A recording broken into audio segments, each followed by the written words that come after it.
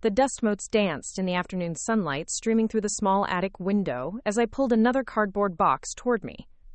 3 weeks had passed since we buried Mom, and Dad still couldn't bring himself to face her belongings. The house felt different now, quieter, like it was holding its breath. Every room downstairs was exactly as she'd left it, her reading glasses still folded on the kitchen table, her favorite coffee mug unwashed in the sink, her slippers tucked neatly under her side of the bed. But the attic held 40 years of our family's history, and someone had to sort through it. I volunteered because I thought I knew what I'd find up here.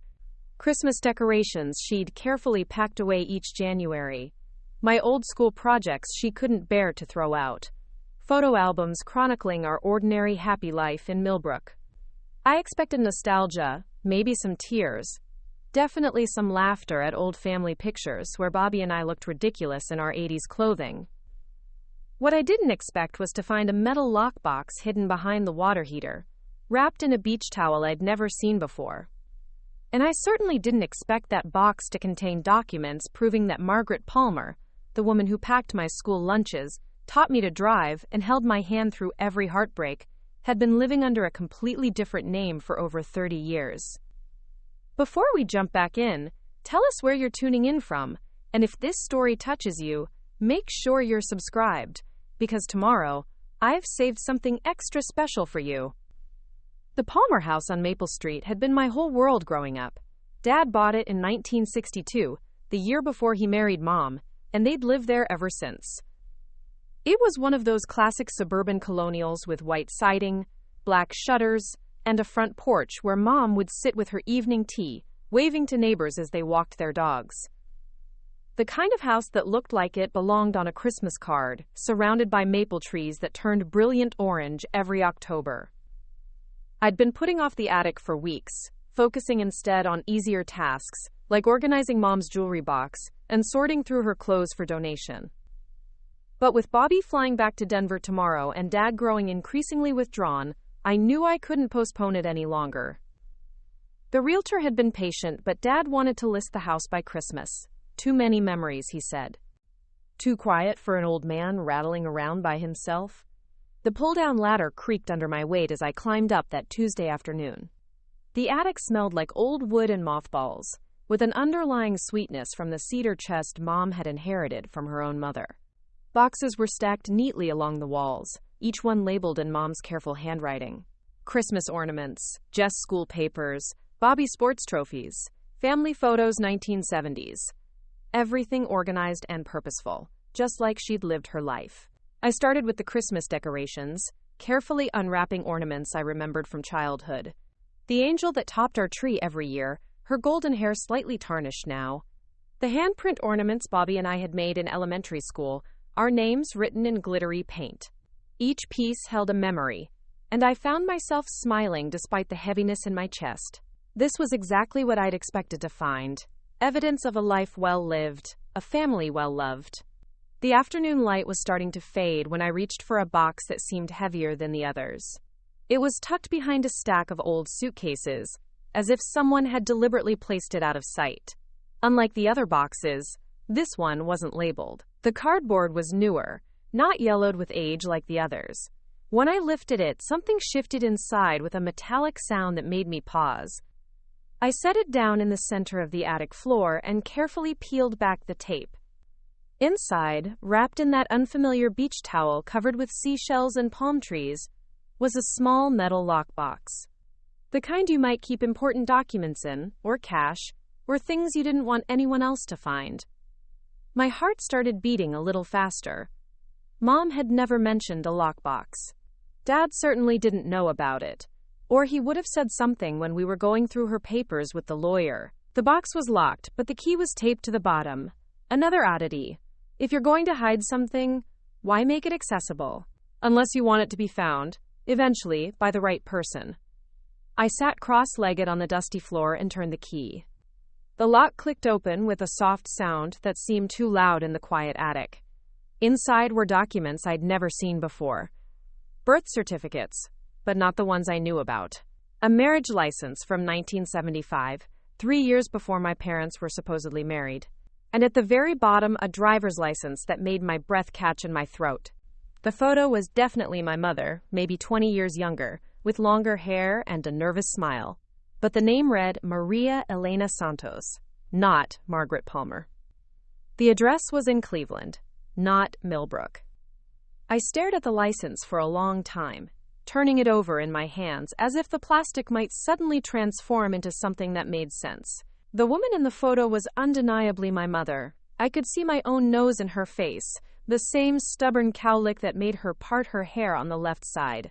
But Maria Elena Santos, I'd never heard that name in my life. Mom had always been Margaret, Maggie to her friends, Mom to Bobby and me. She'd grown up in Millbrook, went to Millbrook High, married Dad right after graduation. That was the story I'd heard my entire life. But here was a document suggesting she'd been someone else entirely before she became my mother. Someone with a different name, living in a different city, with what appeared to be a different life altogether. The birth certificate under the license showed Maria Elena Santos, born in Los Angeles, California in 1957, not Millbrook, Ohio. Not the small town where she'd supposedly spent her whole life until the day cancer took her from us. My hands started shaking as I dug deeper into the box. There were letters. Dozens of them written in Spanish. I'd taken 3 years of Spanish in high school, enough to recognize that these were personal correspondence, signed with names I didn't recognize. Querida Maria, they began. Dear Maria. Letters addressed to my mother by a name I'd never heard anyone call her. Underneath the letters was a photograph that made my world tilt sideways. It showed a young woman who looked exactly like my mother, standing next to a man I'd never seen before. They were both wearing formal clothes. The woman in a white dress, the man in a dark suit. Behind them was what looked like a church or courthouse. The woman was holding a bouquet of flowers, smiling radiantly at the camera. On the back, someone had written in faded ink, Maria y Carlos, Junio 1975. Maria and Carlos, June 1975. The date hit me like a physical blow. June 1975. 3 years before my mother married my father. Which meant that either this photo was mislabeled, or my mother had been married before, married to someone named Carlos, someone whose existence had been completely erased from every story I'd ever heard about her life. I set the photograph down carefully and reached for the next item in the box, a death certificate. Carlos Miguel Santos, deceased March 1978, age 24. Cause of death, automobile accident. The address listed was the same Cleveland address from my mother's license. I did the math in my head, my librarian's mind automatically organizing the timeline even as my heart raced. If this Carlos had died in March 1978, and my parents were married in August 1978, then Mom had been a widow when she met Dad. A young widow who had apparently reinvented herself completely, taking a new name and a new history. But why? Why would someone abandon their identity so completely? Why would my mother, who I'd always known as the most honest person in the world, build our entire family on what appeared to be a foundation of lies? The woman who taught me that truth was always better than deception, no matter how painful, had apparently been living a deception for my entire life. I sat in the growing darkness of the attic, surrounded by boxes of what I'd thought was my family's history, holding documents that suggested I didn't know my own mother at all. The Christmas decorations that had made me smile an hour earlier now seemed like props in an elaborate performance. The handprint ornaments, the school papers she'd saved, the careful organization of our memories. Had any of it been real? Or had Margaret Palmer been just another role she'd been playing, like an actress who'd been in character for so long she'd forgotten her original script? The thought made me dizzy. If Mom had been Maria Elena Santos before she became Margaret Palmer, then what else had she hidden? What other secrets were buried in this house that Dad and I had never thought to question? I looked around the attic with new eyes, wondering what other mysteries might be hiding in the shadows, what other truths might be waiting to reshape everything I thought I knew about the woman who'd raised me. Outside, I could hear Dad starting dinner downstairs, the familiar sounds of him moving around the kitchen. He'd been lost since the funeral, going through the motions of daily life but clearly struggling with the silence where Mom's voice used to be. Should I tell him about this? Did he know? Was he part of whatever deception this represented? Or was he as much a victim of it as Bobby and I appeared to be? The lockbox felt heavier now, weighted with secrets that seemed to pulse with their own gravity. I carefully returned the documents to their places, closed the lid, and turned the key. But I couldn't unknow what I'd learned. I couldn't go back to being the daughter of Margaret Palmer, the woman I'd thought I knew. Now I was the daughter of Maria Elena Santos, a stranger whose photograph smiled up at me from a wedding that had happened in a life I'd never heard of, to a man whose death had apparently transformed her into someone else entirely. As I climbed down from the attic, the lockbox tucked under my arm, I realized that this was only the beginning. These documents raised more questions than they answered, and I was going to need answers. Real answers about who my mother had really been, and why she'd felt the need to bury Maria Elena Santos so completely that even her own children had never known she'd existed. The house felt different as I walked through it now, like I was seeing it for the first time. The family photos lining the hallway showed a woman I'd called Mom for 32 years, but now I wondered if I'd ever really known her at all. Each smile, each holiday gathering, each ordinary moment we'd shared was now colored by the possibility that the woman at the center of it all had been keeping the biggest secret of her life. I heard Dad call my name from the kitchen, asking if I wanted to stay for dinner. His voice sounded the same as always, warm and familiar, but I found myself studying his tone for any hint that he might know more than he'd let on. How could you live with someone for over 40 years and not know their real name? How could you share a bed, raise children, build a life together with someone who was essentially a stranger? But then again, maybe I was wrong. Maybe there was an explanation that would make all of this make sense. Maybe Maria Elena Santos was a cousin, or Mom had been helping someone with immigration papers, or there was some other innocent reason for her to have documents with a different name.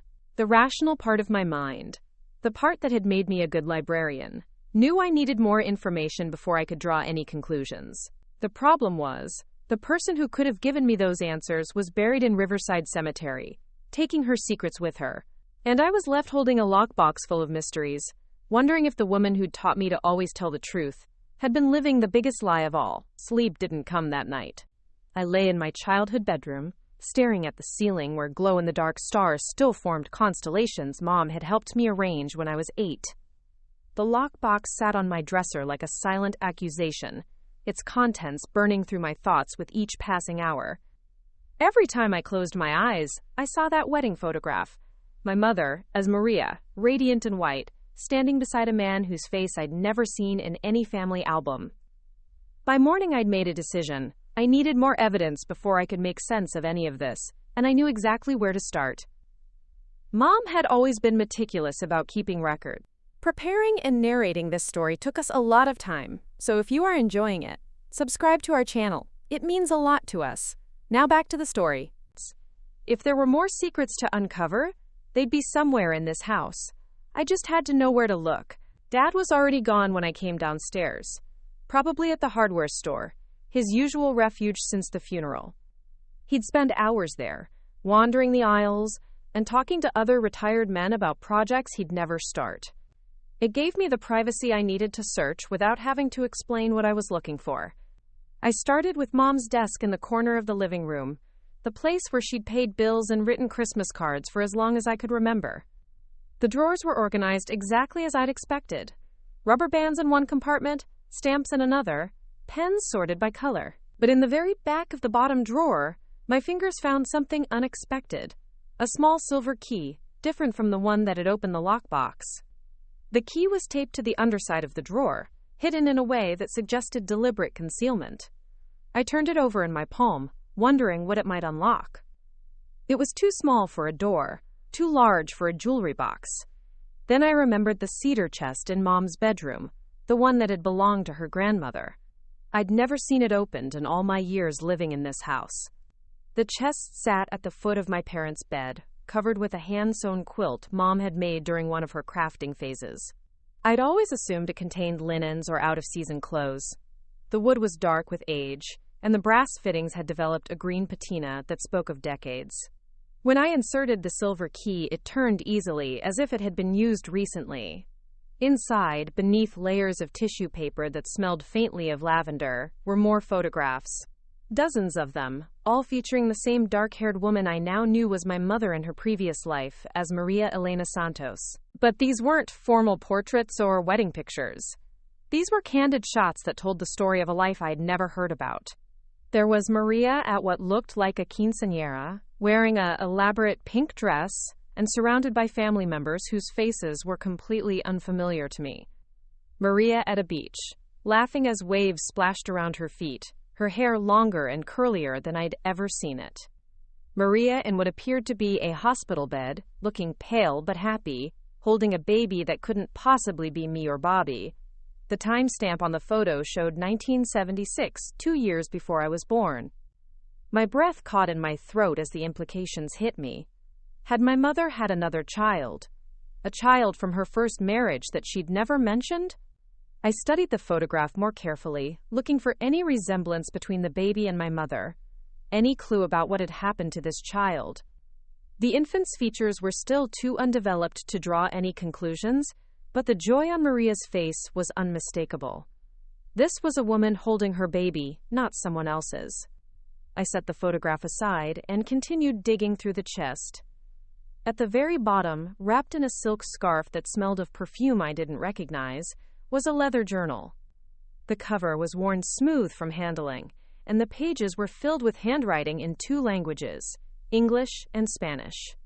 I opened to a random page and began reading, my high school Spanish helping me piece together fragments of meaning.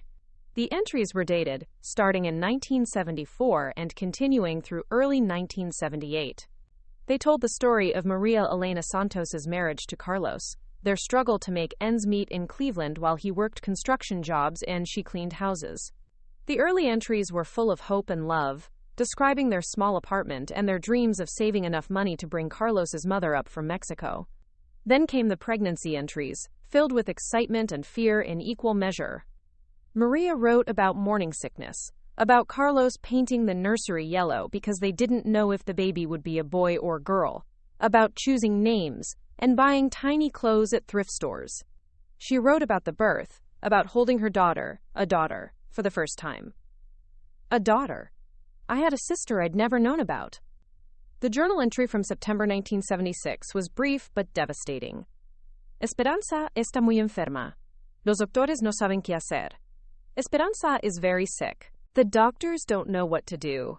I flipped through the pages frantically, looking for more information about this sister, whose existence had been hidden from me my entire life. The entries became shorter, more desperate. Doctor visits, sleepless nights, mounting medical bills that Carlos and Maria couldn't afford. And then, in March 1977, an entry that was mostly tear stains and barely legible Spanish. Se fue mi bebé. Se fue mi corazón. My baby is gone. My heart is gone. Esperanza had died at 8 months old. My mother had lost a child, and I'd never known. The grief that poured from those journal pages was raw and immediate, even decades later. Maria wrote about not being able to get out of bed, about Carlos trying to comfort her while dealing with his own devastation, about the crushing weight of medical bills for a baby who hadn't survived. The entries after Esperanza's death painted a picture of a marriage struggling under the weight of grief. Carlos working longer hours to pay off the hospital debt, Maria withdrawing into herself, both of them unable to talk about their loss without falling apart. The handwriting became shakier, the entries more sporadic. By early 1978, Maria was writing about how they'd become strangers to each other, how the apartment felt haunted by memories of the daughter they'd lost. And then came the entry that explained everything. March 15, 1978. Carlos está muerto. El accidente fue mi culpa. No puedo vivir con esto. Carlos is dead. The accident was my fault. I can't live with this. I read the entry 3 times before the full meaning sank in. According to the journal, Carlos hadn't just died in a car accident. Somehow, Maria believed she was responsible. The next few entries were fragmented, written in a hand that shook so badly I could barely make out the words. Something about an argument, about Carlos leaving angry, about the call from the hospital that came 2 hours later. The final entry in the journal was dated March 30, 1978. 2 weeks after Carlos's death. I can't be Maria anymore. She lost everything. She killed the only man who ever loved her. I have to become someone else, somewhere else. Maybe Margaret can have the life Maria doesn't deserve. I closed the journal and sat back on my heels, my mind reeling. My mother hadn't just changed her identity. She'd fled from it. She'd lost a daughter, lost a husband, and somehow blamed herself for the tragedy that had destroyed her first life. Margaret Palmer hadn't been born out of deception or fraud. She'd been born out of grief so profound that Maria Elena Santos couldn't survive it. But that still didn't explain how she'd managed to completely reinvent herself. How does someone create an entirely new identity in 1978, before computers and databases made background checks routine? How does someone show up in a small Ohio town with no history and convince everyone they've lived there all their life? I found part of the answer in another envelope tucked beneath the journal. Inside were documents that told the story of Margaret Palmer's creation. A birth certificate that looked official but felt wrong somehow. A high school transcript from Millbrook High that showed graduation in 1975. Even a library card dated 1976. All of them featured the same careful forgery, the same attention to detail that had allowed my mother to construct an entire false history. At the bottom of the envelope was a letter addressed to Maria, dated April 1978, from someone named Father Miguel Hernandez at St. Joseph's Church in Cleveland. The letter was in English, clearly written by someone who knew Maria might need to distance herself from her Spanish-speaking past. Father Miguel wrote about understanding her need for a fresh start, about how sometimes God calls people to leave their old lives behind in order to heal. He mentioned a parish in Millbrook that needed help with their office work, a place where someone could start over without too many questions being asked. The letter also included a phone number and an address for someone named Mrs. Dorothy Walsh on Oak Street in Millbrook. The name Walsh rang a bell. Eleanor Walsh, our elderly neighbor, had lived on our street for as long as I could remember. But her mother had been Dorothy Walsh, the woman who died when I was in college. Had she been part of helping my mother create her new identity? I looked at my watch and realized I'd been sitting on the bedroom floor for over 3 hours. Dad would be home soon, and I needed time to process what I'd learned before I decided whether to tell him. Did he know any of this? Had Mom ever confessed her real identity to her second husband? Or had she carried these secrets alone for over 40 years? The thought of my father's ignorance made my heart ache. If he didn't know, then he'd spent his entire marriage loving a woman who'd never fully trusted him with the truth. But if he did know, then he'd been part of the deception, complicit in hiding my mother's real history from Bobby and me. Either possibility felt like a betrayal. I carefully returned everything to the cedar chest and locked it again, but I kept the journal. I needed more time to read through it completely, to understand the full scope of what my mother had been through before she became the woman who'd raised me. There were still too many gaps in the story, too many questions that needed answers before I could even begin to make sense of what I'd discovered. As I heard Dad's truck pulling into the driveway, I quickly hid the journal in my old backpack and tried to compose myself. When he walked through the front door, carrying a bag from the hardware store, and wearing the lost expression that had become his default since the funeral, I wanted to tell him everything. I wanted to share the burden of these secrets, to ask if he'd known about Maria Elena Santos and Carlos and little Esperanza, who died too young. But looking at his grief-worn face, I realized I couldn't. Not yet. He was barely holding himself together as it was, clinging to his memories of Margaret Palmer like a lifeline. Learning that his wife of over 40 years had been someone else entirely might be more than he could handle. Instead, I asked about his day at the hardware store and listened to him talk about paint samples and weather stripping, all the while wondering if the woman we were both mourning had ever really existed at all. That night, I took the journal back to my apartment downtown, away from the house where Margaret Palmer had lived and died. I needed space to think, distance from the life my mother had so carefully constructed. My small one-bedroom felt different now, like a sanctuary where I could finally start processing the magnitude of what I'd learned. I made tea and settled into my reading chair, the same one where I'd graded papers and lost myself in novels for the past 5 years. But tonight, I was reading the most important document of my life, my mother's true story, written in her own hand. The early entries, before tragedy struck, painted a picture of a young woman deeply in love with life, despite their poverty. Maria wrote about Carlos with a tenderness that made my chest tight, describing the way he sang while shaving, how he brought her wildflowers he'd picked on construction sites, the dreams they shared of building a better life together. The pregnancy entries were even more heartbreaking now that I knew how the story ended. Maria documented every milestone. The first time she felt Esperanza kick, the day they assembled the crib Carlos had bought secondhand and painted white, the moment she first held her daughter and whispered promises about all the things they'd do together. Reading about my mother's overwhelming love for a child I'd never known existed made me understand her in a completely different way. She hadn't just been Margaret Palmer, the woman who'd raised Bobby and me with patience and wisdom. She'd been Maria Elena Santos first, a woman who'd experienced the highest highs and lowest lows of human existence before she was 25 years old. She'd been a wife, a mother, a grief-stricken widow, and a woman so broken by loss that she'd had to become someone else entirely just to survive. As I read deeper into the journal, I began to understand why she'd never told us about her first life. How do you explain to your children that you'd once been someone else? How do you tell them about the daughter who came before them, the husband who died believing you were angry with him? How do you reconcile the woman you'd been with the woman you'd had to become? But understanding her reasons didn't make the deception hurt any less. My entire childhood had been built on a foundation of carefully constructed lies.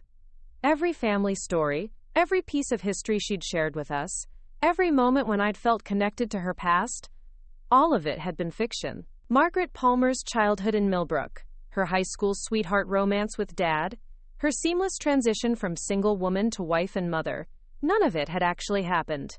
And yet, the love had been real. Reading her journal entries from the 1980s and 1990s, after Bobby and I were born, I could see how genuinely happy she'd been in her second life. She wrote about us with the same tenderness she'd once reserved for Carlos and Esperanza, documenting our first steps and funny sayings and school achievements, with the devotion of a woman who understood how precious and fragile family could be. Maybe that was the most important discovery of all. Margaret Palmer might have been a fiction, but the woman who'd loved us was absolutely real. She'd simply learned to love again after losing everything once before. The question now was whether I could learn to accept that complicated truth, or whether the knowledge of her deception would forever change how I remembered the woman who'd shaped my entire world. The Millbrook Public Library felt different when I walked through its doors Monday morning. I'd worked here for 8 years, cataloging books and helping patrons with research. But now I was the one who needed answers. My mother's journal had given me names and dates, but I needed to understand how Maria Elena Santos had transformed herself so completely into Margaret Palmer. More importantly, I needed to know if anyone else in town had been part of the deception. I waited until my lunch break to start my real research.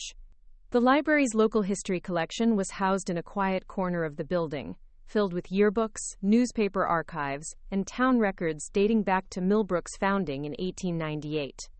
If Margaret Palmer had truly graduated from Millbrook High in 1975, there would be evidence beyond the forged transcript I'd found.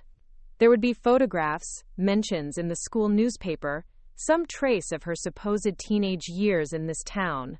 I pulled the 1975 yearbook from the shelf with hands that trembled slightly. Millbrook High had been small even then. Graduating classes rarely exceeded 100 students. If Margaret Palmer had really lived here, really attended school here, I would find her. I flipped to the senior class section and scanned every face, reading every name. There was no Margaret Palmer. No Maggie Palmer. No variation of the name that could have been my mother. I tried the underclassmen sections, thinking maybe the transcript had been wrong about the graduation year. Nothing. I pulled yearbooks from 1973, 1974, and 1976, searching methodically through every page. Margaret Palmer had never attended Millbrook High School. The transcripts in her cedar chest were completely fabricated. My next stop was the newspaper archives. Millbrook had published a weekly paper since the 1940s. and they religiously covered local events like graduations, weddings, and church activities. If my mother had grown up here, there would be some mention of her family, some record of her existence before 1978. I spent 2 hours scrolling through microfilm, searching for any reference to the Palmer family or anyone named Margaret who might have lived on our street. The Palmer name appeared exactly once in the pre-1978 archives, an obituary for Harold Palmer, who died in 1952 at the age of 73. He'd lived on Elm Street, not Maple Street, and had no surviving children listed. There was no connection to my family whatsoever. Margaret Palmer had materialized in Millbrook like a ghost taking human form. But then I found something that made my breath catch. In the church bulletin section of the August 15, 1978 edition, there was a small announcement.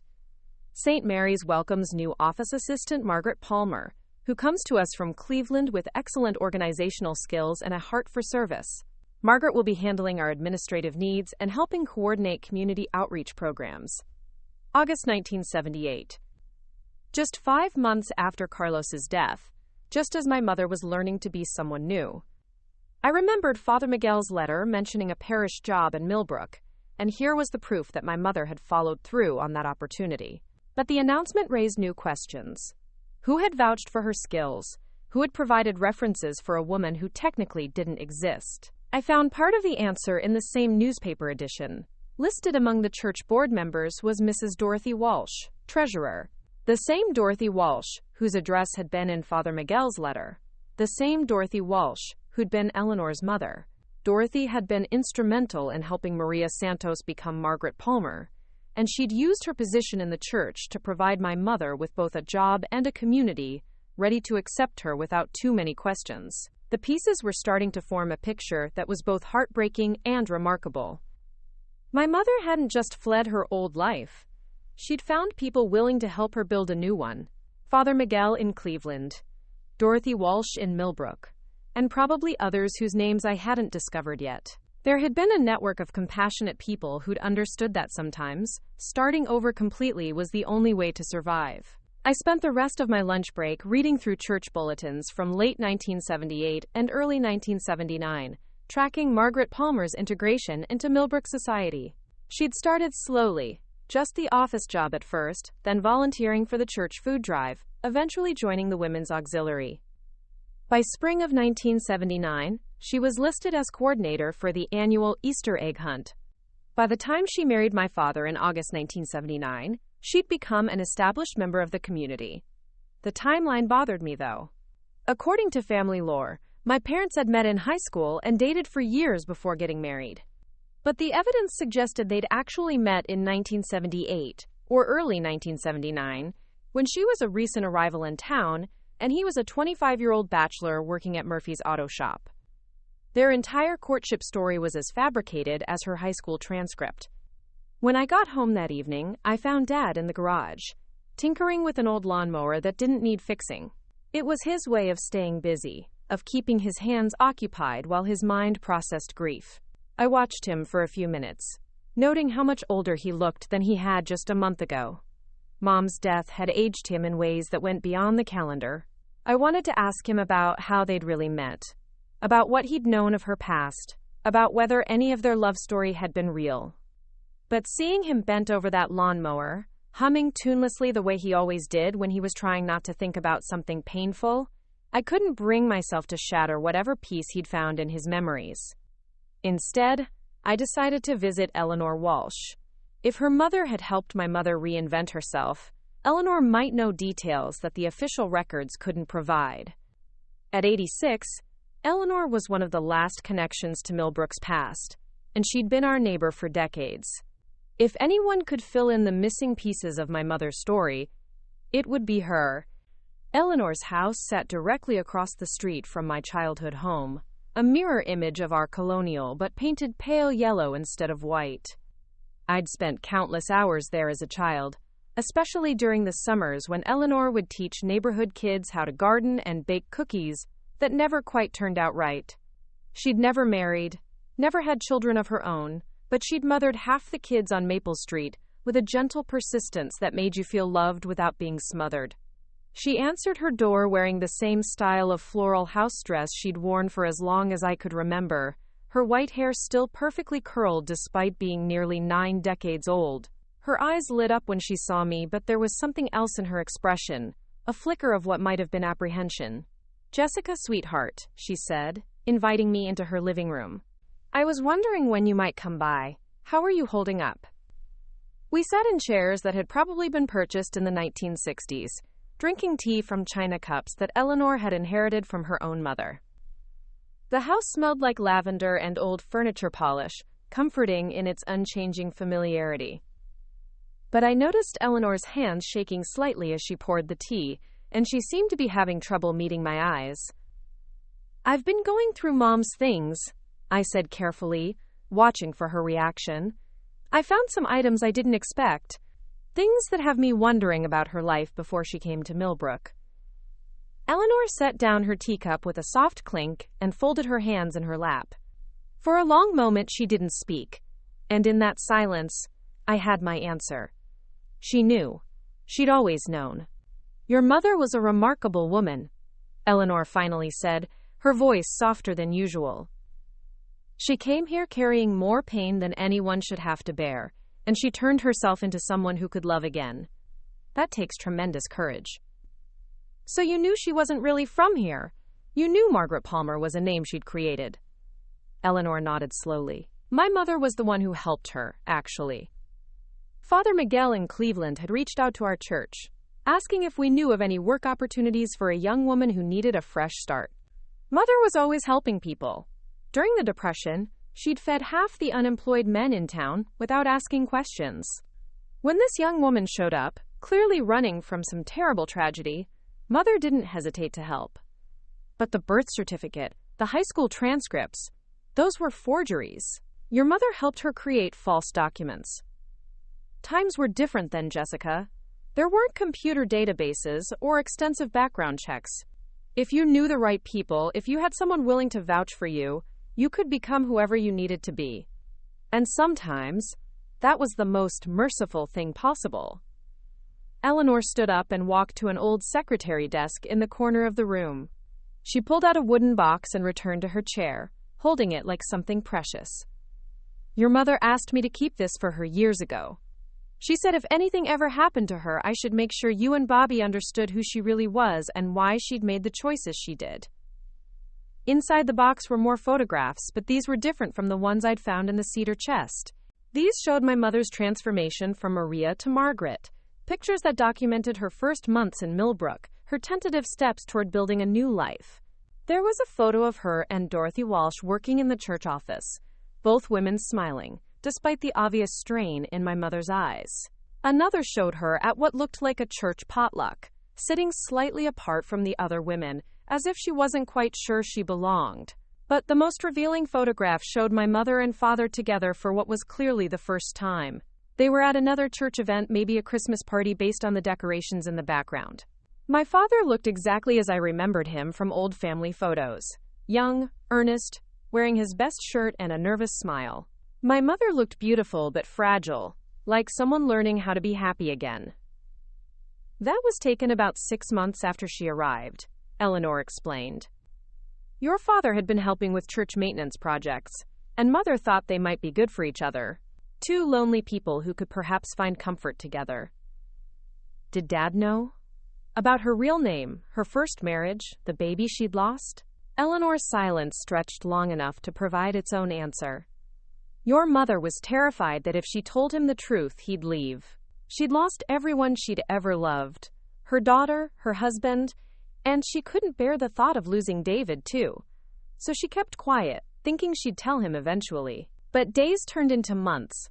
Months turned into years. And the lie became so much a part of their life together that she couldn't figure out how to undo it. I thought about my father, about his simple honesty and capacity for forgiveness. He would have understood. He would have loved her anyway. I think so too. But grief makes people terrified of losing what they have left. Your mother had created Margaret Palmer as a woman who deserved love, who hadn't made the mistakes that haunted Maria Elena Santos.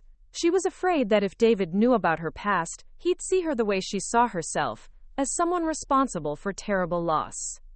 Eleanor handed me one more item from the box, a letter addressed to me and Bobby in my mother's handwriting. The envelope was sealed, but I could see it was thick, multiple pages. She wrote this about 10 years ago, when she was first diagnosed with the heart condition that eventually led to the cancer. She wanted you to know the truth, but she couldn't bring herself to tell you while she was alive. I held the letter without opening it, knowing that once I read my mother's own explanation, there would be no going back to the simple story I'd grown up believing. Eleanor seemed to understand my hesitation. She loved you more than life itself, Eleanor said gently. Both of you.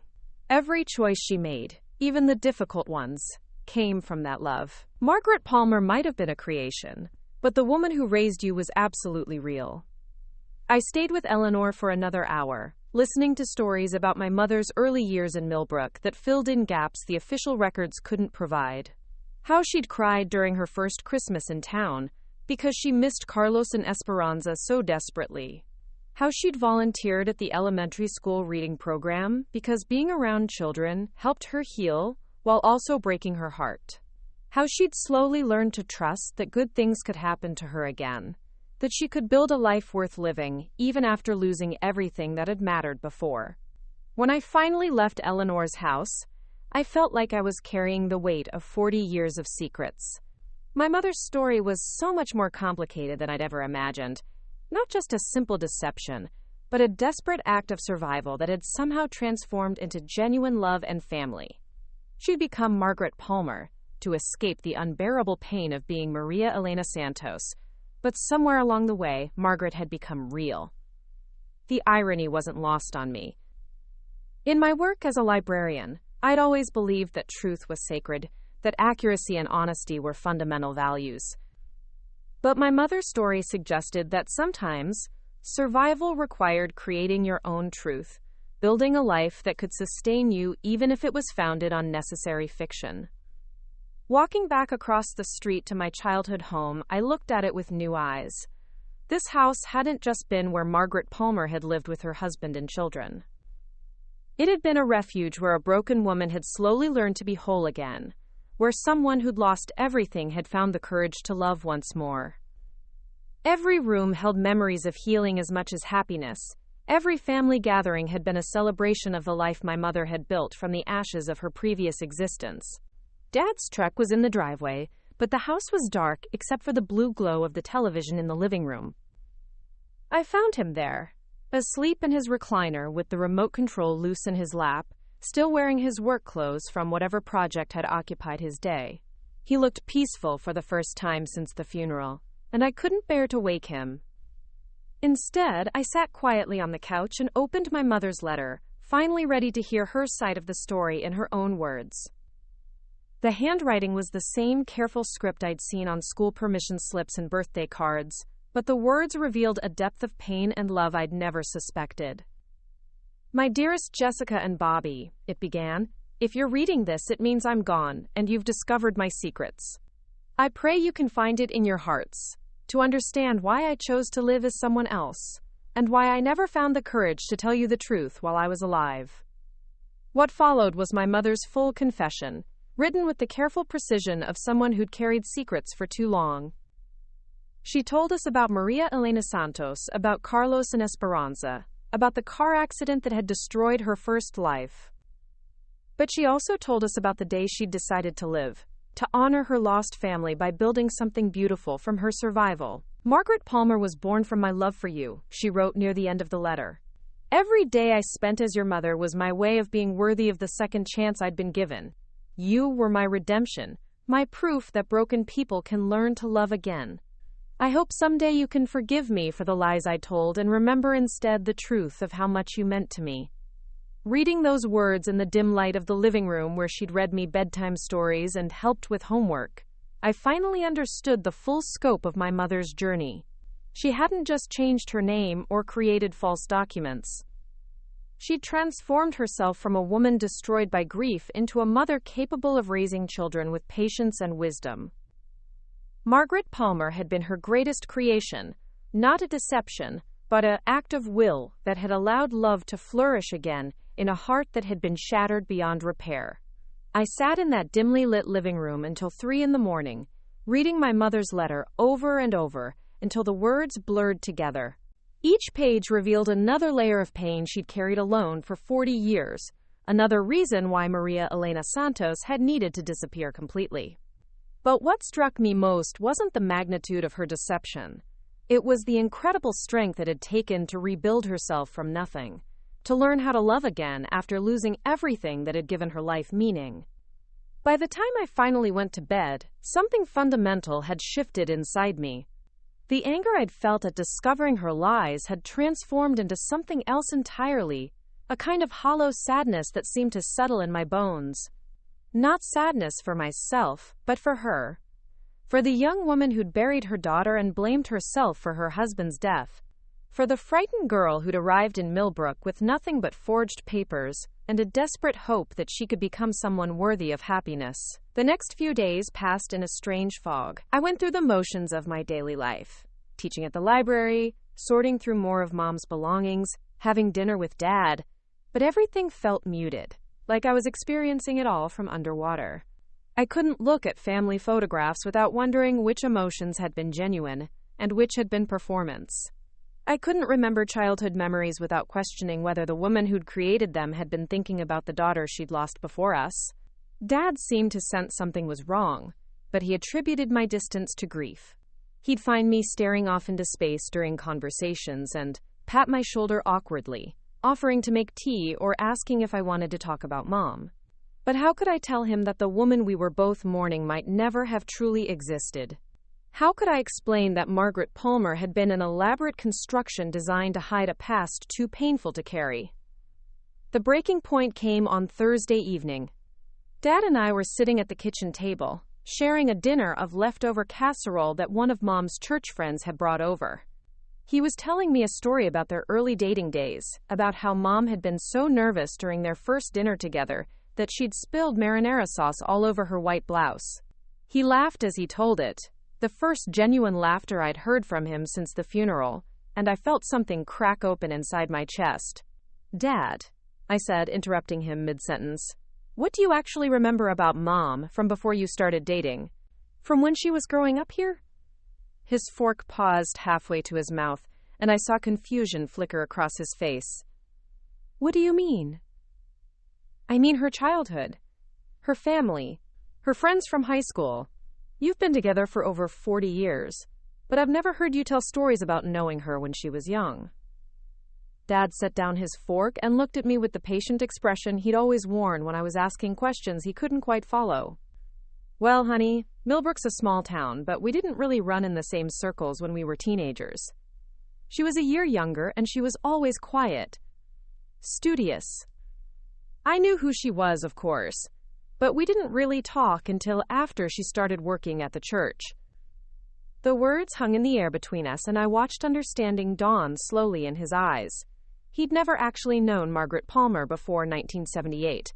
He'd simply accepted her story about being a local girl, the same way everyone else in town had. The same way I'd accepted every detail of our family history without ever thinking to question it. "Dad," I said gently, reaching across the table to take his hand, "I found some things in Mom's belongings. Things that might be hard to hear." What followed was the most difficult conversation of my life. I told him about the lockbox, about the documents that revealed Maria Elena Santos, about the journal entries that detailed her first marriage, and the tragedy that had destroyed her previous life.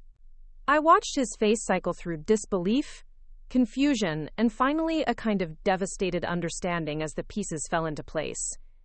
He didn't say much while I talked. He just sat there, still holding my hand, occasionally asking for clarification about dates or details. When I finished, he was quiet for so long I began to worry that the shock had been too much for him. But when he finally spoke, his voice was steady. "She never told me," he said simply. "In 43 years of marriage, she never said a word about any of it." "I don't think she knew how to," I replied. According to Eleanor Walsh, she was terrified that if you knew the truth, you'd leave. She'd lost everyone she'd ever loved, and she couldn't bear the thought of losing you too. Dad pulled his hand away from mine and walked to the window that looked out over the backyard where Mom had tended her garden for decades. All those times I asked her about her family, about why she didn't have any relatives who visited or called. She always said her parents had died young, that she'd been mostly on her own. I thought she was just private about painful memories. In a way, she was telling the truth. Maria Elena Santos had lost everything.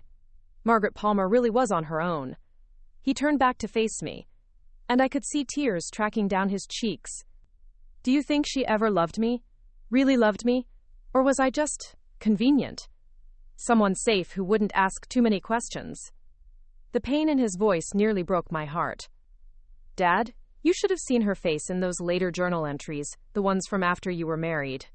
She wrote about you the same way she'd written about Carlos, with real love, real gratitude. Margaret Palmer might have been a creation, but the woman who loved you was absolutely genuine. But how can I trust that? How can I trust any of it now? I didn't have an answer for him. How do you rebuild faith in a relationship when you discover it was founded on fundamental deceptions? How do you grieve someone when you're not sure who they really were? We sat in silence as darkness fell outside, both of us lost in our own thoughts about the woman who'd been the center of our lives for so long. Over the next few weeks, I threw myself into uncovering every detail I could about my mother's transformation. I drove to Cleveland and found the church where Father Miguel had once served, though he'd died years ago and no one remembered Maria Elena Santos. I tracked down medical records that confirmed Esperanza's death, death certificates that verified Carlos's accident, immigration documents that showed when the Santos family had first arrived from Mexico in the 1960s. Each piece of evidence made Maria's story more real, and Margaret's story feel more like an elaborate performance. But somewhere in that research, I began to understand something important. My mother hadn't just created Margaret Palmer as a disguise, she'd created her as an aspiration. Margaret was the woman Maria thought she could become, if she could leave her guilt and grief behind. Margaret was stable, where Maria had been chaotic, confident where Maria had been broken, capable of love where Maria had felt cursed. The transformation hadn't been instant or easy.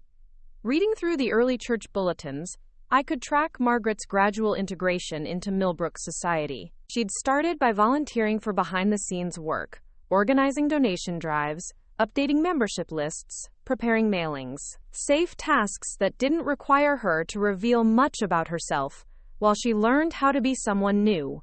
Slowly, over months and then years, she'd built a reputation as someone reliable and kind.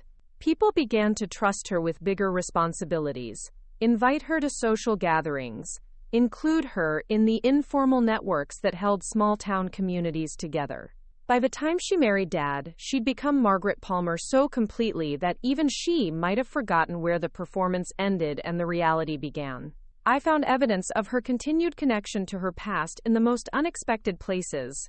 Buried in a box of old Christmas cards were sympathy notes addressed to Maria Santos, sent to a post office box in Cleveland that she'd apparently maintained for years after moving to Millbrook. The cards came from Carlos's family in Mexico, from co-workers who'd known her at the cleaning service, from doctors who'd treated Esperanza. She'd never fully severed those ties. She'd just learned to keep them separate from her new life. There were also regular donations to children's hospitals in Cleveland and Los Angeles, always made in memory of Esperanza Santos, but paid from Margaret Palmer's checking account. She'd never stopped honoring her first daughter's memory, even when no one in her new life knew Esperanza had ever existed. The discovery that meant the most to me came in a manila envelope tucked inside one of Mom's recipe boxes. Inside were copies of every letter she'd written to Carlos's mother over the years, updating her about Margaret's life while never revealing her location or new identity. The letters, written in Spanish, painted a picture of a woman who'd found happiness again, but never forgot where she'd come from. In the most recent letter, dated just 6 months before Mom's death, she'd written about Bobby's promotion at work, about my job at the library, about how proud she was of the lives we'd built. But she'd also written about her diagnosis, about her fear that her secrets would die with her and leave us with questions we couldn't answer. She'd asked Carlos's mother to pray for her children, to pray that they would understand why she'd chosen to live as someone else. The final paragraph of that last letter changed everything for me. I know I was not the wife Carlos deserved, and I was not the mother Esperanza needed. But God gave me another chance to love, another chance to be better. David and my children saved me in ways they will never understand. Margaret Palmer was not a lie. She was who Maria Elena Santos became when she learned to forgive herself. Reading those words, I finally understood what my mother had really done. She hadn't just changed her name or created false documents. She'd performed an act of resurrection, bringing herself back from a kind of spiritual death by becoming someone capable of joy again. Margaret Palmer was real, because the love she'd given and received was real, because the life she'd built was founded on genuine connection, even if the backstory was fictional. I called Bobby that night and told him everything. His reaction was different from mine, less analytical, more accepting. Maybe it was because he lived across the country and had already made peace with the distance between himself and our family's history. Or maybe it was because he'd always been more intuitive than I was, more willing to trust feelings over facts. So we had a sister we never knew about, he said after I'd finished explaining. And Mom survived something that would have destroyed most people.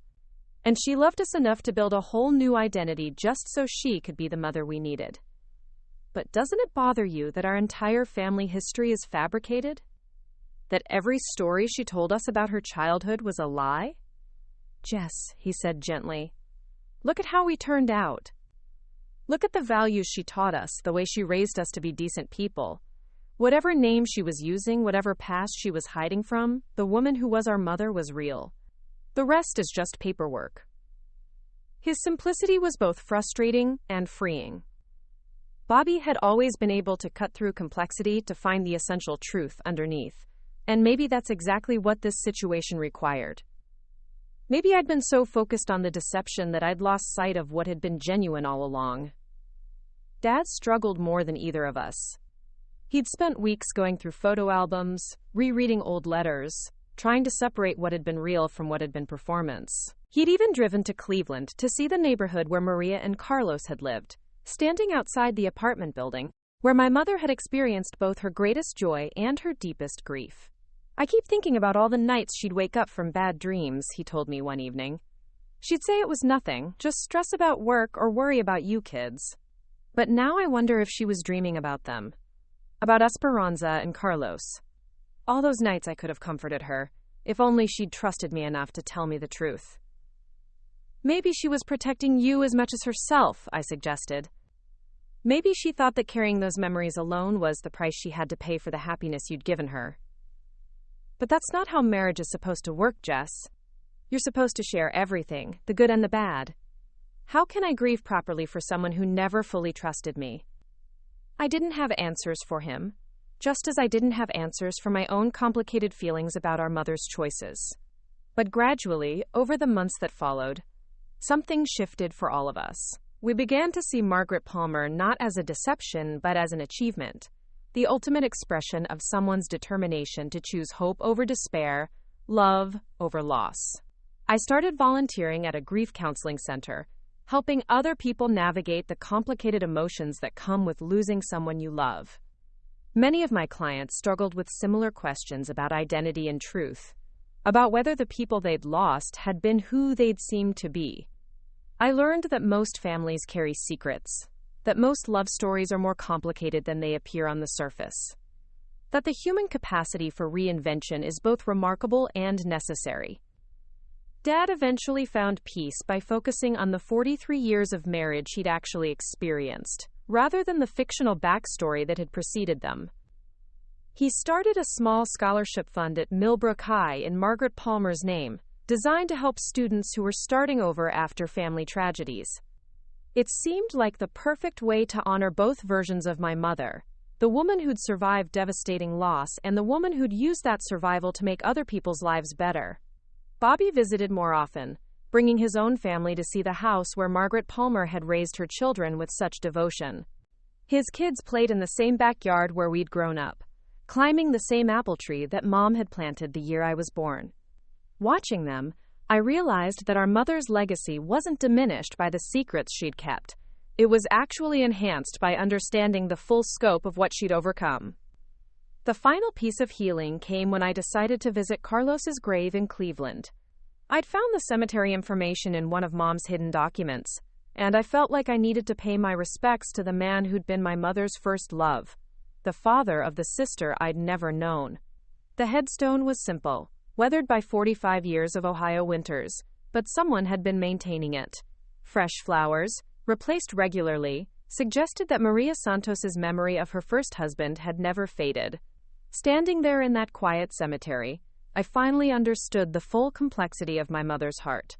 She'd loved Carlos and Esperanza with the fierce devotion of youth, and she'd carried that love with her even as she learned to love Dad and Bobby and me with equal intensity. Margaret Palmer hadn't replaced Maria Elena Santos. She'd been built on the foundation of everything Maria had learned about love and loss. I left flowers of my own that day, yellow roses for the man who'd made my mother happy before tragedy taught her the fragility of joy. As I walked back to my car, I felt something I hadn't experienced since finding that first lockbox in the attic. Peace. Not the simple peace of ignorance, but the more complex peace that comes from understanding the full truth and choosing to embrace it anyway. The house on Maple Street sold 6 months later to a young family with 2 small children. Dad moved to a smaller place closer to town, but we kept many of Mom's belongings, especially the items that told the story of both her lives.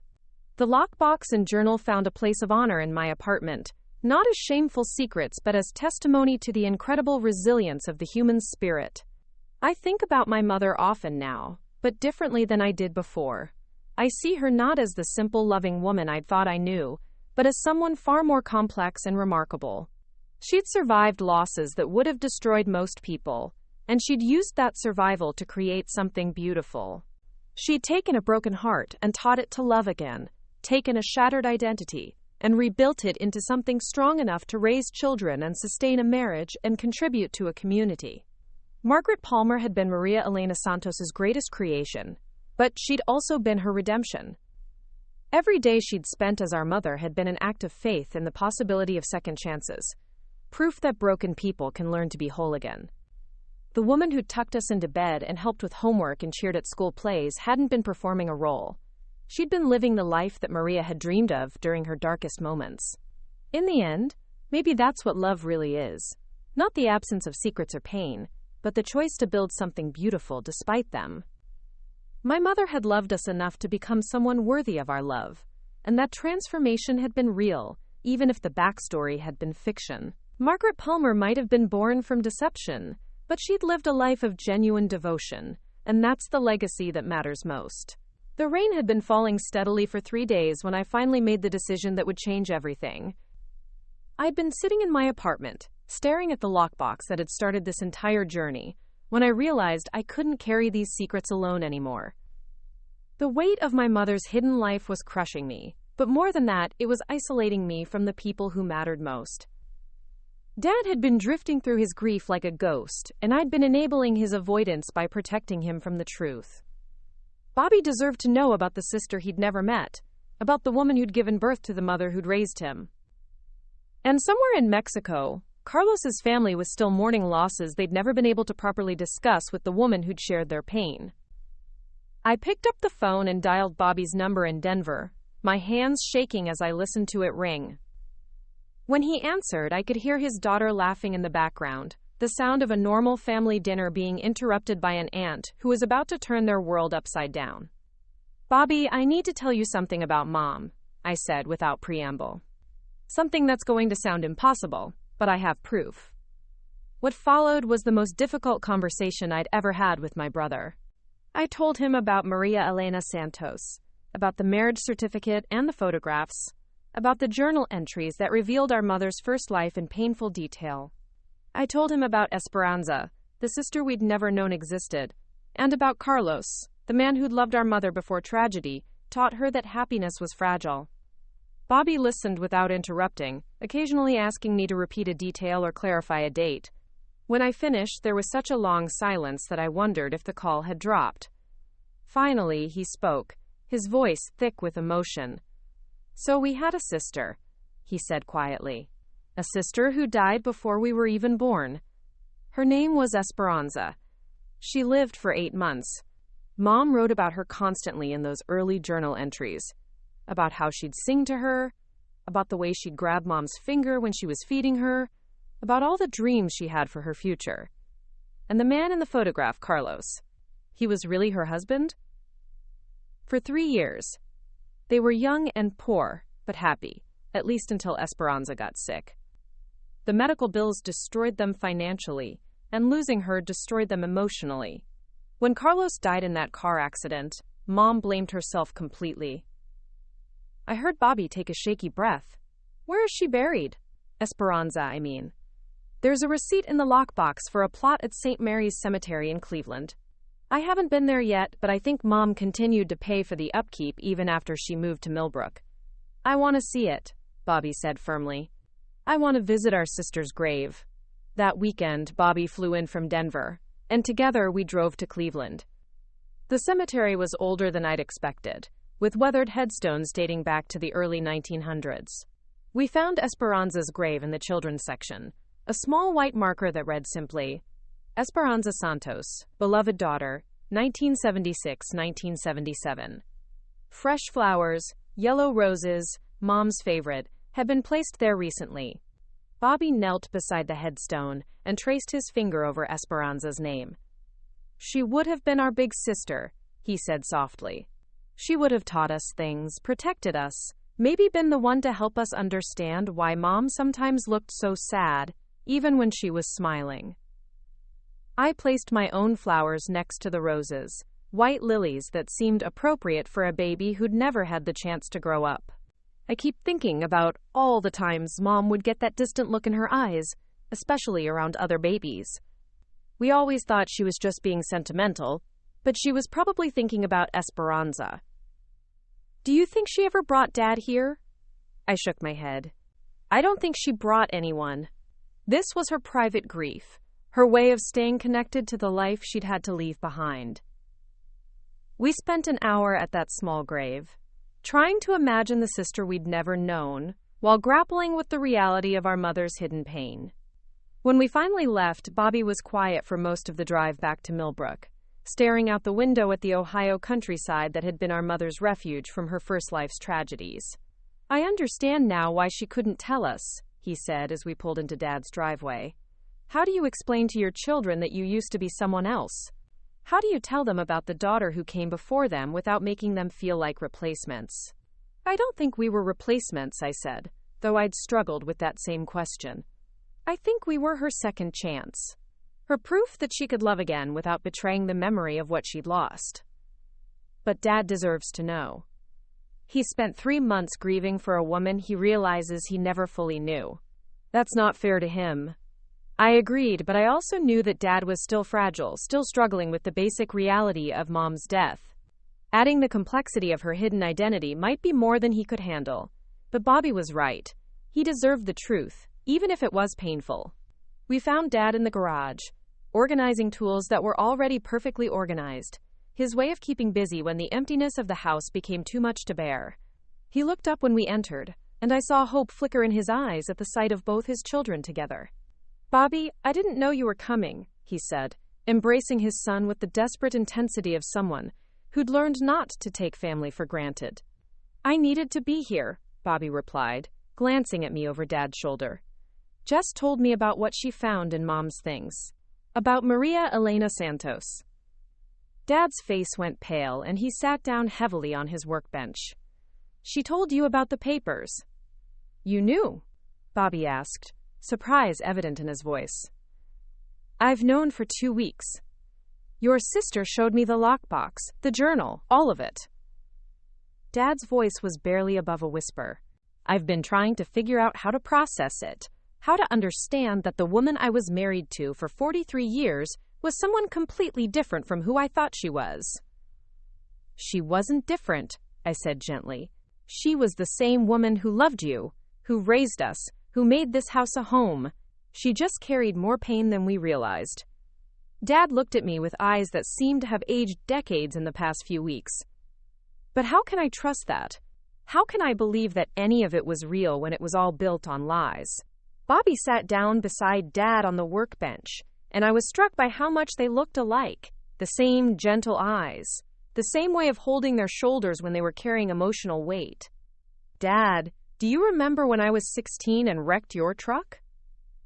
Dad nodded, confused by the apparent change of subject. I lied to you about what happened. I told you I hit a deer, but really I was racing with Tommy Morrison and lost control on that curve near Miller's farm. I was terrified you'd be disappointed in me, that you'd think I was irresponsible. I knew you were lying, Dad said quietly. The damage pattern was all wrong for a deer collision, but I also knew you were a good kid who'd made a stupid mistake, and I figured you'd tell me the truth when you were ready. Did my lying about the accident make you doubt whether I loved you? Whether I was grateful for everything you'd done for me? Of course not. Then why would Mom's lies about her past make you doubt her love for you? Dad was quiet for a long moment, processing Bobby's words. Because this was so much bigger than a teenage mistake. This was her entire identity. No, I said, pulling out one of the later journal entries I'd brought with me. This was her survival strategy. Listen to this. It's from 1982, about 4 years after you were married. I read aloud from Mom's journal. David held me while I cried today, and I realized something important. I spent so long thinking that Margaret Palmer was a mask I was wearing to hide Maria Elena Santos. But Margaret isn't a disguise. She's who Maria became when she learned to trust love again. David didn't fall in love with a fiction. He fell in love with a woman who'd been broken and rebuilt herself into someone capable of joy. Dad took the journal from me with trembling hands and read the passage himself. She wrote this 4 years after we were married. She wrote similar things throughout the journals. Dad, she didn't marry you as Margaret Palmer pretending to be someone else. She married you as Maria Elena Santos, who'd learned to be Margaret Palmer. There's a difference. But she never told me about Carlos, about the baby. How could she carry that pain alone for so long?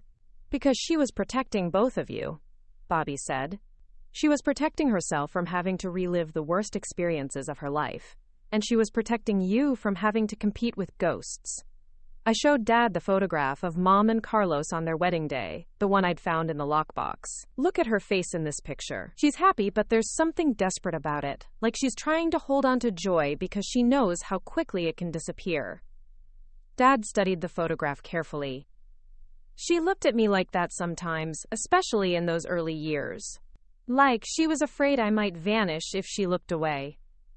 Because she'd learned that people you love can disappear without warning. Carlos died in a car accident, completely unexpectedly. She spent the rest of her life terrified that happiness was temporary. That's why she was always so insistent about seatbelts, Dad said suddenly. Why she'd worry when one of us was late coming home. Why she'd sometimes wake up in the middle of the night and check to make sure we were all still breathing. She was protecting what she'd rebuilt, I said. She'd lost one family to tragedy, and she was determined not to lose another. Dad handed the photograph back to me and walked to the window that looked out over Mom's garden. Even in November, you could see the careful planning that had gone into it. The way she'd arranged the perennials so something would always be in bloom. The way she'd created small sheltered areas where she could sit and think. I used to find her out there sometimes, just sitting on that bench by the roses, Dad said. She'd have this look on her face, like she was somewhere else entirely. When I'd ask what she was thinking about, she'd always say nothing important and change the subject. She was probably thinking about them, Bobby said quietly. About Carlos and Esperanza and the life she'd left behind. Do you think she ever regretted it? Creating Margaret Palmer, I mean. Do you think she ever wished she'd found a way to heal as Maria Elena Santos, instead of becoming someone else? I thought about that question for a long time before answering. I think she understood that sometimes survival requires transformation. Maria Elena Santos was a young woman who'd been destroyed by loss. Margaret Palmer was who she became when she learned to rebuild from that destruction. But which one was real? Both, I said simply. They were both real. Just at different times in her life. The woman who loved Carlos and Esperanza was real. The woman who loved you and raised us was real. They were the same person, just at different stages of healing. Dad turned back to face us, and I could see that something had shifted in his expression. She used to have nightmares, especially in those first few years after we were married. She'd wake up crying, sometimes saying names I didn't recognize. I always assumed she was just remembering her parents, who she'd told me had died when she was young. Carlos and Esperanza, I said. She was dreaming about them. All those years, she was carrying that pain alone.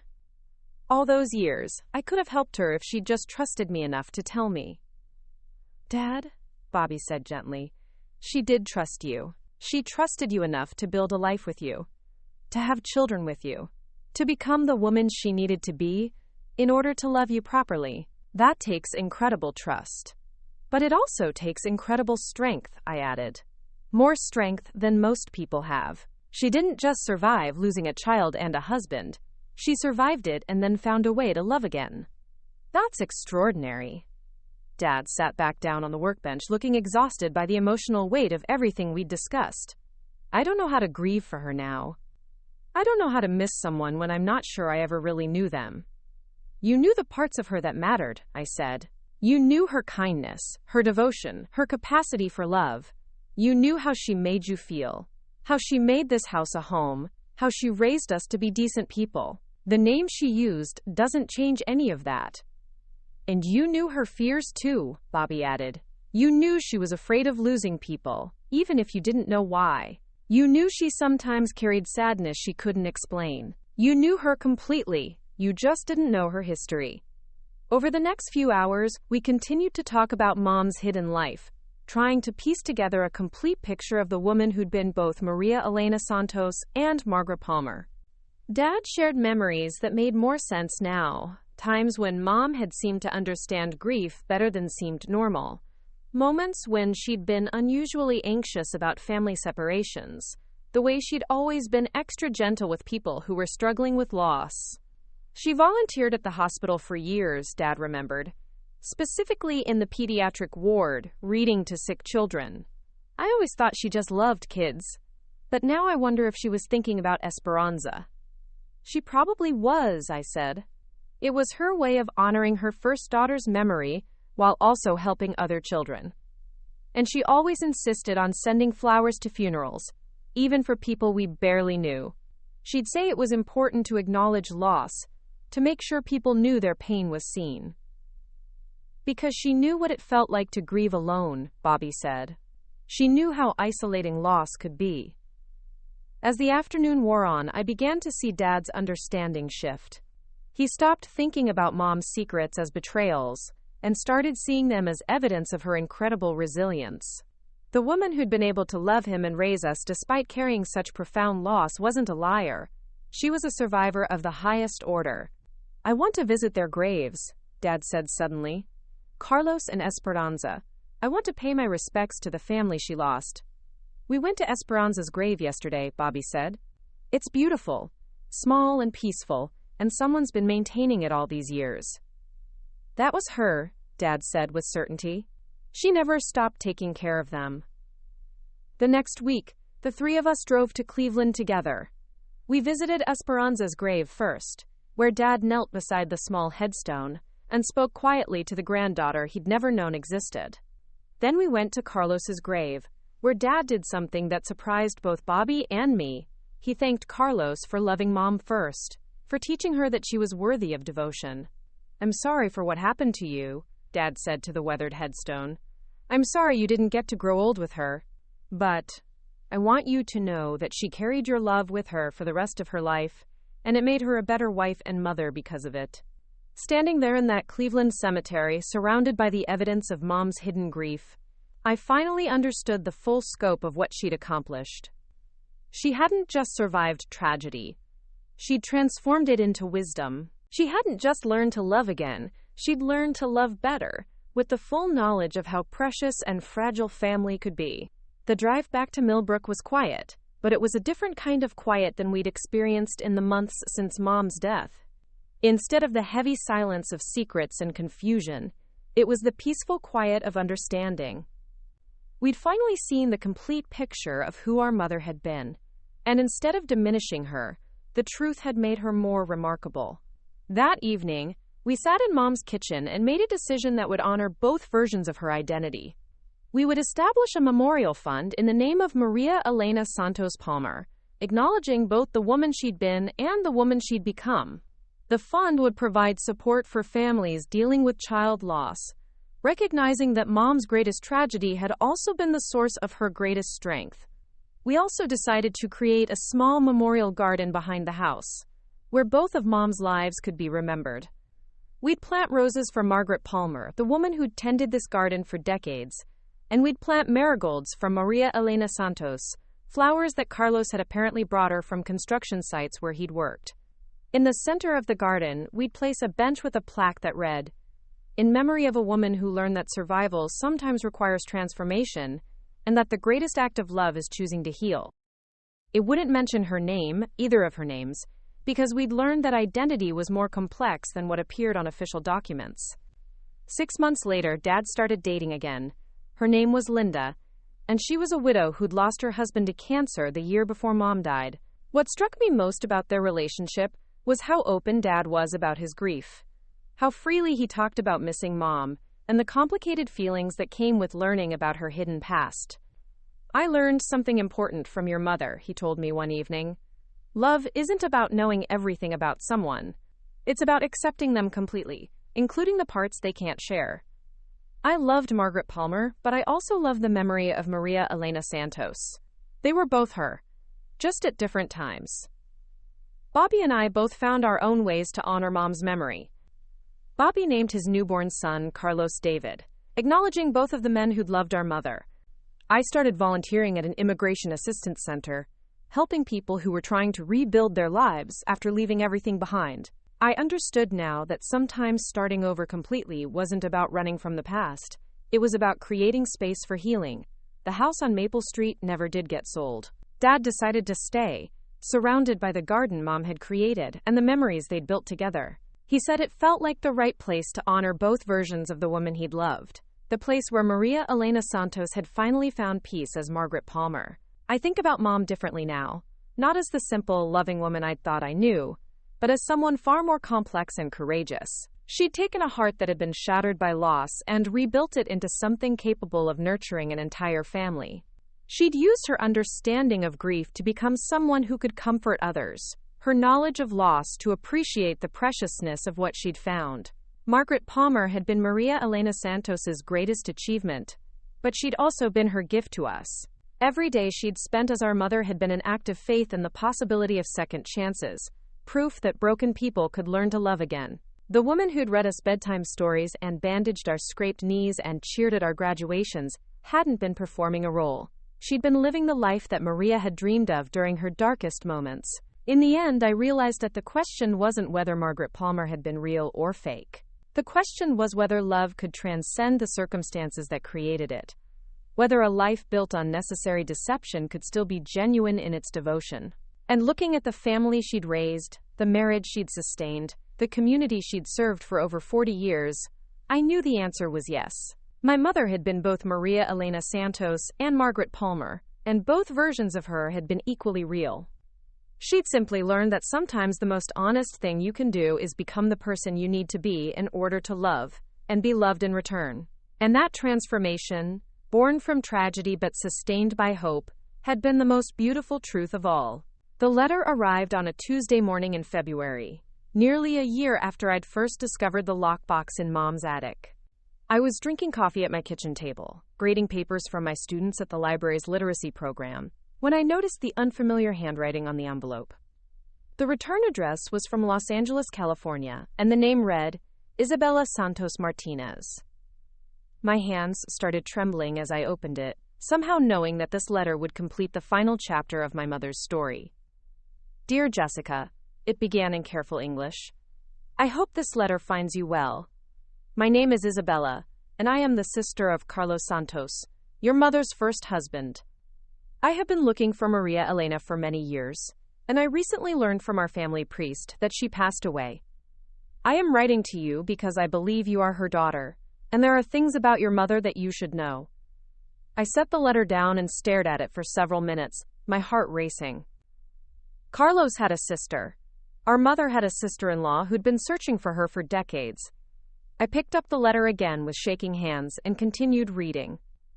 Carlos spoke of Maria often before he died. He loved her very much, and he was so proud when Esperanza was born.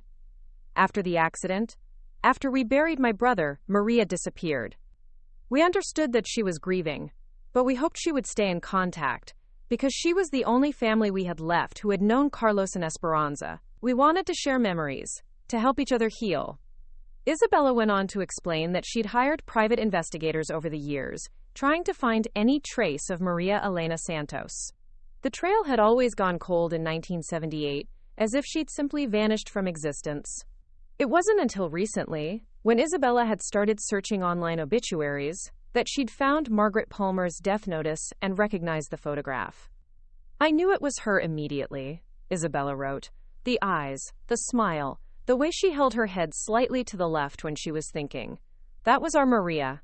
I have been carrying photographs and stories about Carlos and Esperanza for 45 years, hoping someday I could share them with the only person who loved them as much as I did. The letter included Isabella's phone number and an invitation to call her whenever I felt ready. She also mentioned that she was planning to visit Ohio in the spring, and would love to meet me and my family if we were willing. At the bottom of the letter she'd written, "Maria was not responsible for Carlos's death, no matter what she believed. There are things she never knew, things I should have told her before she disappeared. I hope it's not too late to bring her some peace, even if she is no longer with us." I called Dad immediately. He was at the hardware store, his Tuesday morning routine since Mom's death. But he rushed home when I told him about the letter. Bobby was harder to reach. He was in meetings all day. But I left him a voicemail explaining that we'd found Carlos's family and they wanted to connect with us. Dad arrived within 20 minutes, still wearing his work clothes and looking anxious. "What did she say about the accident?" he asked before he'd even sat down. I handed him the letter to read for himself. His hand shook as he read Isabella's words about Maria not being responsible for Carlos's death, about things she'd never known. When he finished, he looked up at me with tears in his eyes. "She carried that guilt for 45 years, he said quietly. All that time she believed she'd killed the man she loved, and his family never blamed her at all. Isabella wants to talk to us. She has photographs and stories about Carlos and Esperanza that she's been saving for Mom. She's been looking for her for decades." Dad stood up and walked to the window, the same spot where he'd stood when I'd first told him about Mom's hidden identity. "We have to call her. Your mother would want us to know her first family, to understand the whole story." I dialed Isabella's number that afternoon, my hands trembling as I listened to it ring. When she answered, her voice was warm but shaky, as if she'd been waiting for this call for years. "Jessica," she said when I identified myself. "Oh, Misha, I have been praying for this day. I have so much to tell you about your mother, about the woman she was before her heart was broken." What followed was a 3-hour conversation that filled in gaps in my mother's story I hadn't even known existed. Isabella told me about Maria's childhood in Los Angeles, how she'd been the youngest of 5 children in a family that had immigrated from Mexico in the 1950s. She described Maria as bright and ambitious, someone who dreams of becoming a teacher before she fell in love with Carlos at 17. "She was so young when they married," Isabella said, "but she was also so full of hope. She believed in fairy tales, in happily ever after. Carlos was the same way. They thought love was enough to overcome anything." Isabella explained how the young couple had moved to Cleveland because Carlos had found work there, how they'd struggled financially but had been genuinely happy until Esperanza was born. The baby had been perfect for the first few months, but then she'd started having seizures, episodes that would leave her lifeless for minutes at a time. "The doctors couldn't figure out what was wrong," Isabella continued. "They ran test after test, but everything was inconclusive. Meanwhile, the medical bills were crushing them. Carlos was working double shifts, and Maria was cleaning houses between doctor appointments. They were exhausted and terrified, but they never gave up hope." I asked about the night Carlos died, about the argument that Mom had mentioned in her journal. Isabella was quiet for a long moment before she answered. "There was no argument," she said softly. "That's what I've been trying to tell someone for 45 years. Carlos came to see me that night, about 2 hours before the accident. He was exhausted, but he wasn't angry. He was scared. Scared that they were going to lose the house, scared that Esperanza wasn't getting better, scared that he wasn't strong enough to hold everything together. Isabella explained that Carlos had asked her for money that night, a loan to help cover the latest round of medical bills. She'd given him what she could, but it wasn't enough. He'd been driving to the hospital to discuss payment options with the billing department when he'd fallen asleep at the wheel. It was an accident, plain and simple, Isabella said. Carlos was exhausted from working so much and sleeping so little. He never should have been driving, but he was trying to be responsible, trying to take care of his family. Maria thought he'd left angry because she'd been crying about the bills, but he'd actually stopped by to tell me how proud he was of how strong she was being. The revelation hit me like a physical blow. My mother had spent 45 years believing she'd caused her husband's death through an argument that had never happened. She'd transformed her entire identity, fled from everyone who'd known her, and lived with crushing guilt, all because she'd misunderstood Carlos's final visit to his sister. I tried to find her after the funeral. Isabella continued. I wanted to tell her what Carlos had said, that he'd been worried about her, that he'd loved her more than anything. But she'd already disappeared. I searched for months, then years, then decades. I never stopped hoping I'd find her someday. I told Isabella about the journal entries where Mom had written about her guilt, about how she'd believed the accident was her fault. Isabella cried as I read some of the passages aloud, hearing for the first time the depth of pain her sister-in-law had carried alone. If only I had found her sooner, Isabella said through her tears. If only I could have told her the truth. She didn't need to carry that guilt. She didn't need to become someone else. But maybe she did, I said, thinking about the woman who'd raised me with such patience and wisdom. Maybe Maria Elena Santos was too broken to heal, and maybe Margaret Palmer was who she needed to become in order to love again. Isabella was quiet for a moment, processing this perspective. You think she was happy as Margaret Palmer? I think she was as happy as someone with her history could be. She loved my father deeply, and she was an incredible mother to me and my brother. She built a life full of meaning and service and genuine joy. Maybe that was worth more than the truth. But she never got to say goodbye to Carlos and Esperanza properly. She never got to grieve with people who understood her loss. No, she didn't. But she also never let that loss define her completely. She used it to become someone who understood grief, who could help other people through their own tragedies. Maybe that was her way of honoring Carlos and Esperanza, by becoming the kind of person who could prevent others from suffering alone. Isabella asked about our family, about Dad and Bobby and me. I told her about the house on Maple Street, about Mom's garden and her volunteer work, about the way she'd raised us to be kind and resilient. I described the woman Margaret Palmer had become, and Isabella listened with what sounded like wonder. She always wanted to be a teacher, Isabella said when I finished. Even when she was cleaning houses to pay for Esperanza's medical bills, she would talk about going back to school someday, about having a classroom full of children. It sounds like she found a way to do that, even if it wasn't in the way she'd originally planned. She taught us every day, I said. Not just me and Bobby, but everyone she met. She had a way of making people feel seen and valued. I think that came from understanding what it felt like to be invisible, to be forgotten. Isabella asked if she could visit us in Ohio, if she could see where Maria had lived as Margaret Palmer. She wanted to bring photographs and letters that Carlos had written to her, things she'd been saving for 45 years, in the hope of someday sharing them with his wife. I have a letter Carlos wrote to Maria on the day Esperanza was born, Isabella said. He was so proud, so full of love for both of them. He wrote about all the things he wanted to teach his daughter, about how grateful he was to have married a woman who would be such a wonderful mother. I told Isabella she was welcome to visit whenever she was ready, that our family would be honored to meet her and learn more about Mom's first life. We agreed that she would come in April, when Mom's garden would be in full bloom, and we could show her the memorial we'd created. When I hung up the phone, I felt emotionally drained, but also strangely peaceful. The final piece of my mother's story had fallen into place, and it changed everything. She hadn't been responsible for Carlos's death. She'd fled from a guilt that had been based on a misunderstanding, lived with shame that had been completely undeserved. I called Bobby and Dad to tell them what I'd learned. Bobby was quiet for a long time after I finished, then said, "So she spent her entire second life atoning for a sin she never committed." "But maybe that atonement made her a better person," Dad said when I called him.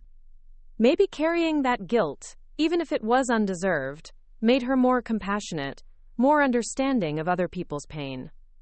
"Or maybe," I said, "she would have been just as wonderful if she'd known the truth. Maybe she could have been Maria Elena Santos and still been the mother we knew."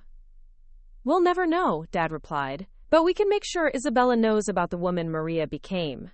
We can show her that her sister-in-law found happiness again, that she didn't waste the second chance she was given." Over the next few weeks, I found myself thinking constantly about the conversation with Isabella.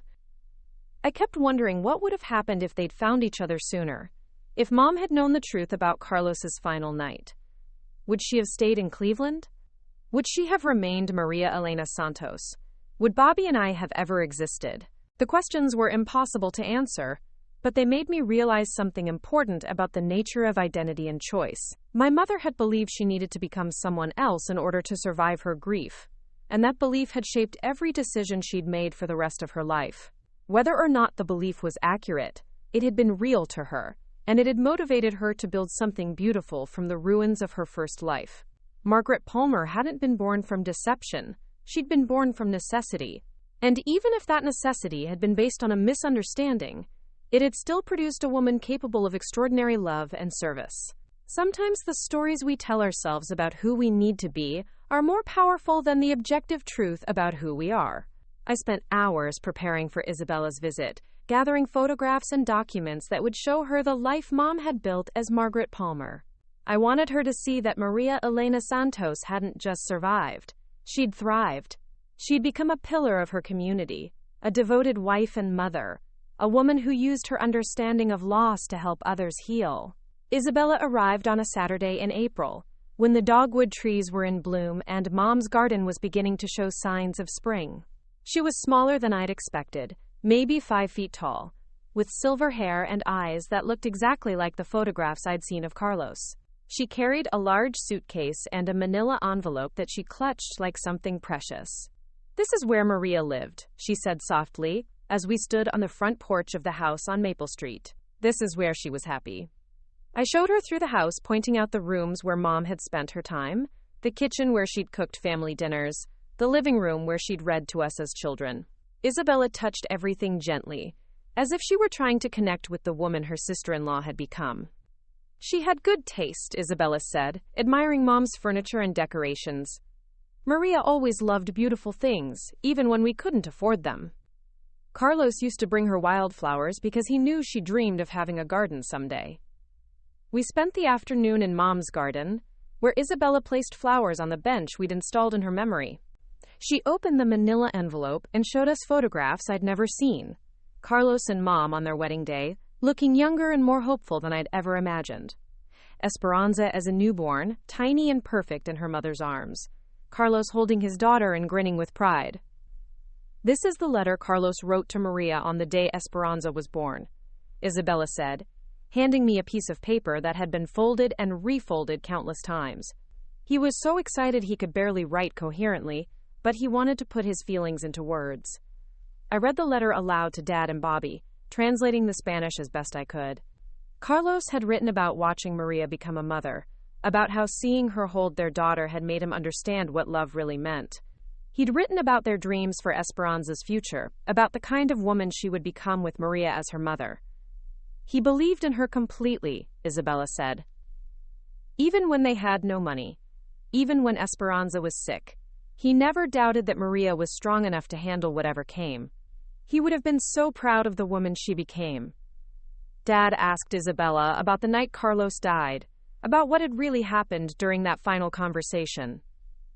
Isabella described her brother's exhaustion, his determination to find a way to pay for Esperanza's medical care, his complete devotion to his family.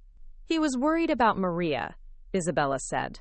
He could see that she was blaming herself for things that weren't her fault, for Esperanza's illness, for their financial struggles, for not being able to fix everything. He made me promise that if anything happened to him, I would make sure she knew how much he loved her. But you never got the chance to keep that promise, I said. Not until now. But maybe this is how it was meant to happen. Maybe I was supposed to tell her children instead of her.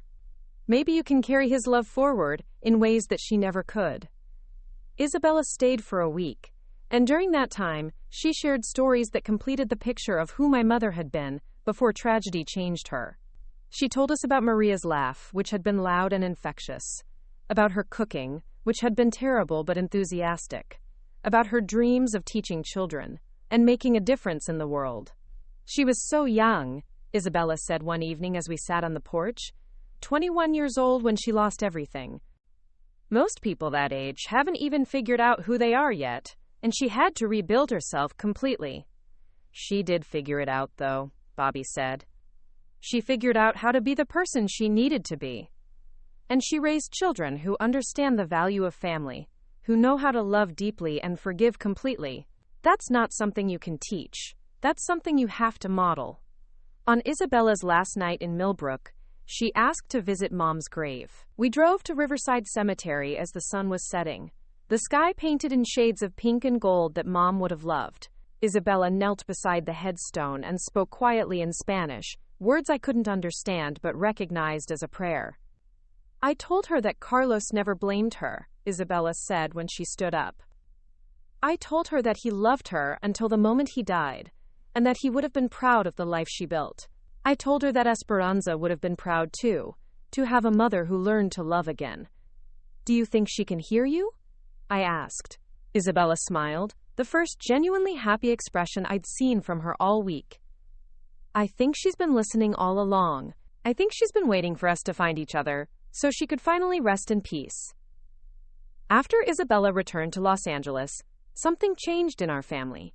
The secrets that had felt like burdens for so long began to feel like gifts, evidence of my mother's incredible strength, proof of her capacity for transformation.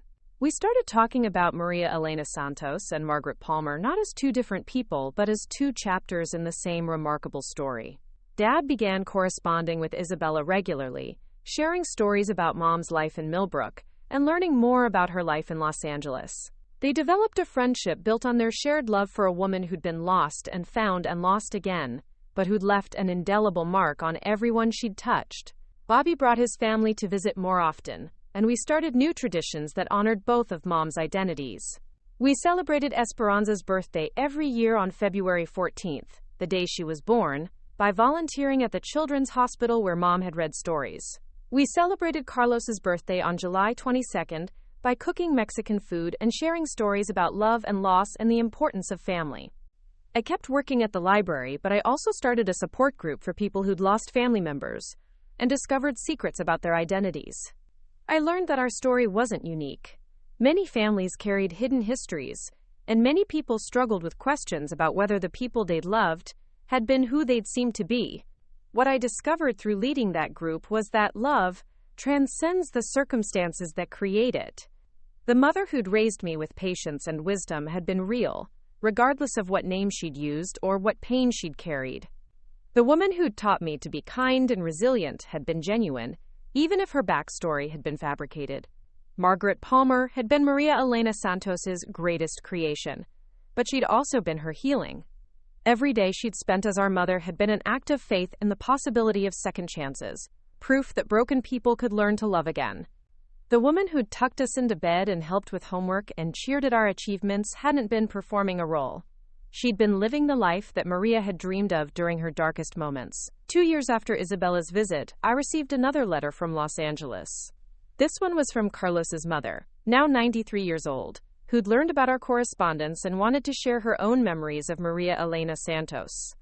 She wrote about the young woman who'd loved her son with such devotion, who'd cared for Esperanza with such tenderness, who'd honored their family's memory by becoming someone worthy of the love she'd received.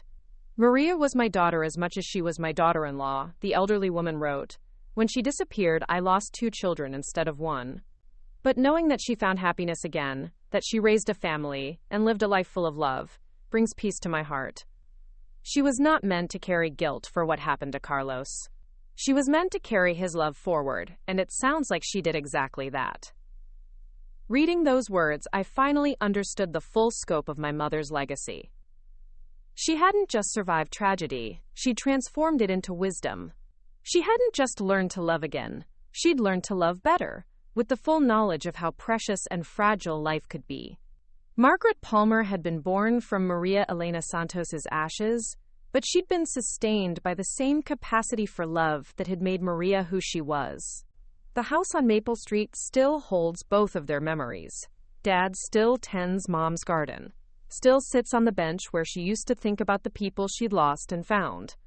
The memorial fund we established in her honor has helped dozens of families dealing with loss, and the support group continues to meet monthly at the library.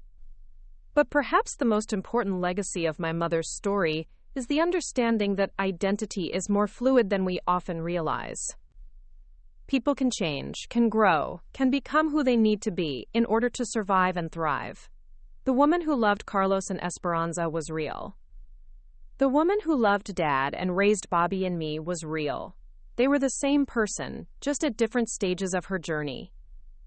In the end, the question isn't whether Margaret Palmer was a fiction or Maria Elena Santos was the truth.